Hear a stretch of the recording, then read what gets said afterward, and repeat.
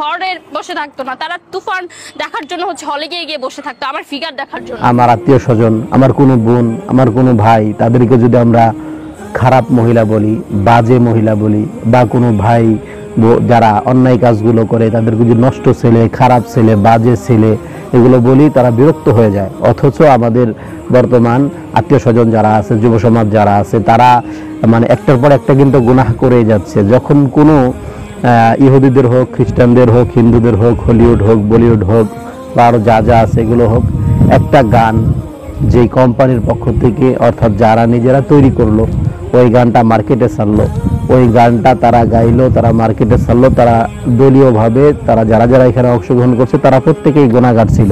ওটাকে যখন আবার আমরা টিকটকে বলেন, ইউটিউবে বলেন, এগুলো জায়গার মধ্যে ছাড়তে থাকি, তখন এই গুনাহের প্রশস্ততা বাড়ে।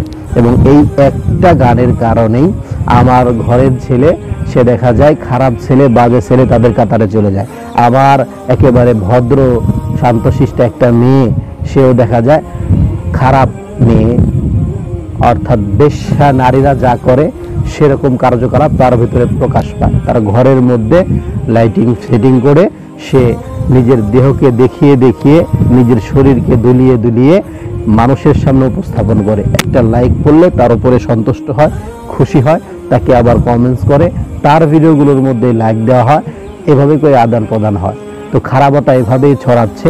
আমাদের যুব সমাজের মা বোন, যুবক ভাইয়েরা, বাবারা যারা আছে, তারা প্রত্যেকেই গুনাহের মধ্যে এভাবেই জড়িয়ে পড়ছে। তাদের কল্পনাও বিষয়গুলো আসছে না। আল্লাহ তাআলা সকলকে বোঝার তৌফিক দান করুন।